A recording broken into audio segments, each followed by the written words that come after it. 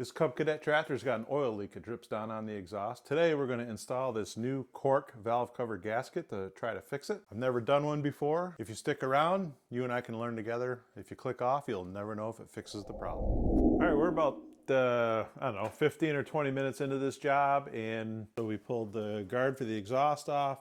We pulled the engine shroud off, and if you look right down in here, you can see the oil that's dripping out of there. And so it appears to leak more when it's sitting than it does when it's running. When you start it up, it automatically starts to smoke, and then once it's all burned off, it stops. These are all the bolts we had to take out. We've got 8mm that holds the shroud on. We got 10mm socket that holds the valve cover on, and the shroud for the exhaust. So I've got all these out. Went pretty easily. I used this little impact gun here. We're getting ready to take the valve cover off. See what we got. I feel like this should come off fairly easy.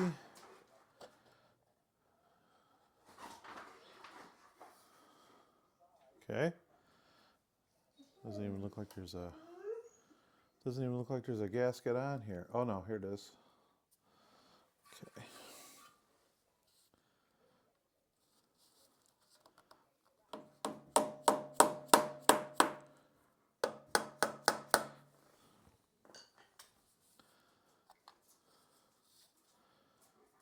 That wasn't too difficult. We'll get that stuff cleaned up. You can see where it's leaking. Everywhere else appears to be pretty decent. So we'll go ahead and pull this gasket off, which looks like it's going to come off super easy. I hope.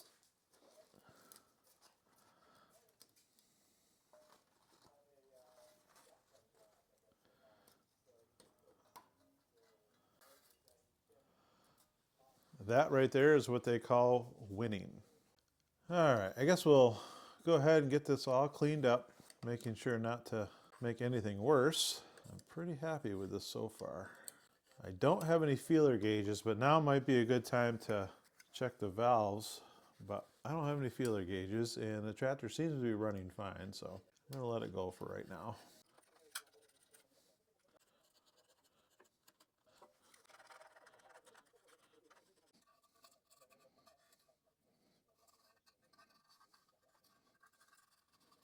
As you can see, this cork gasket comes nowhere near fitting. So we're going to go to Plan B. Plan B is to use Permatex, and this Permatex Ultra Black, according to the Permatex website, valve cover gaskets is an appropriate use for this, so that's what we're going to do. And we're going to follow the instructions on the back. I know some people have their own way of doing it, but I'm going to follow the instructions on the back. So I'll finish getting this cleaned up, and then we'll go ahead and put the Permatex on here. All right, we got everything cleaned up. The instructions say to apply a bead of silicone on the surface surrounding all the bolt holes, and then assemble the parts immediately while the silicone is wet, and then put everything on finger tight. Then we're going to let it dry for 1 hour, and then tighten the bolts, and then allow 24 hours to cure before filling with fluids, which we don't have to worry about.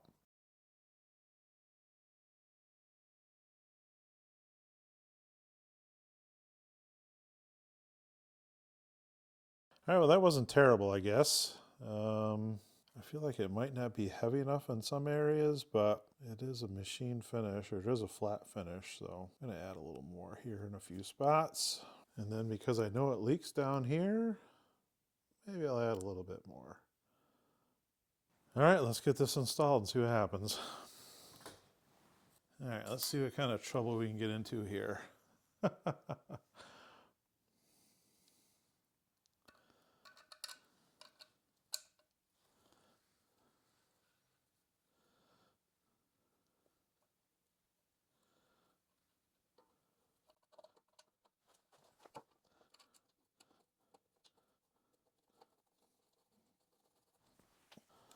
Says I got to do these things hand tight, so that's what we'll do.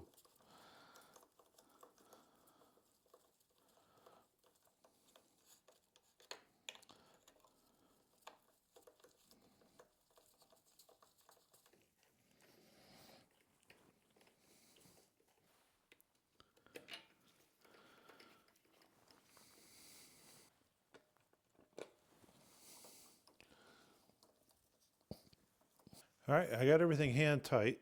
You can see it's kind of pushing out around the seams. I think it looks okay. Okay, according to the instructions, we put those bolts in hand tight, finger tight, which we did. I did use the extension on the socket just to give me a little leverage, but they're not tight. And according to the instructions, we leave it now for 24 hours, and then we'll come back tomorrow and we'll tighten everything up, put everything back, and in theory, we should be able to put this problem behind us. All right. So the torque spec on these is 95 inch-pounds into a new hole, 65 inch-pounds into a used hole.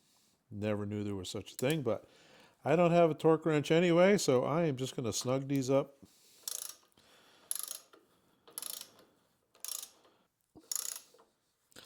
So I let this Permatex sit for 1 hour, not 24 hours like I said earlier in the video. It is 1 hour. So it's been just over 1 hour, about an hour and 10 minutes. We're going to tighten these up. You can hear it kind of squishing out a little bit. You can also hear my knees cracking.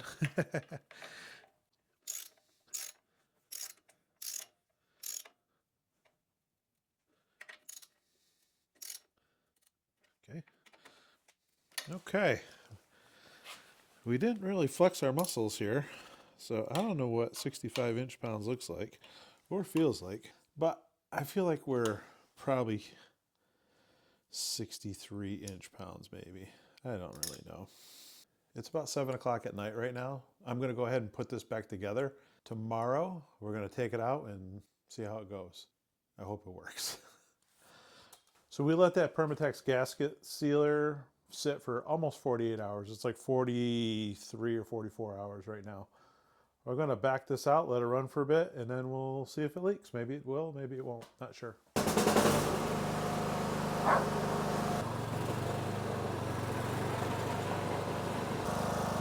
It's smoking a little bit, but I think that might be some residual stuff left over. So let's let it run for a bit and see what happens. I'll bring you in for a close-up. You can see the gasket maker came out all around the seam, so I think we got a good seal, but not sure. Remember in that last video when we threw the belt? We drove up the hill and then tried to turn and come back. We're going to try that again.